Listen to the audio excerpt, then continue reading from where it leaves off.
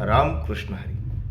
मीच फक्त ज्ञानी आहे आणि बाकीची जनता वेडी आहे असा जो समजतो तो अहंकारी असतो, तो गर्विष्ठ असतो आणि अशा जवळून आत्मज्ञान पळून जाते.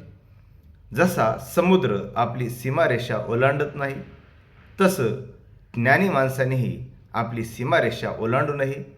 त्या आत्मज्ञानात राहावं. ज्या ठिकाणी नम्रता आहे, ज्या ठिकाणी दया, क्षमा, शांती आहे, अशांजवळच ते ज्ञान आहे. आणि ज्या ठिकाणी गर्व, अभिमान, अहंकार आहे, अशा ठिकाणी ते आत्मज्ञान राहत नाही.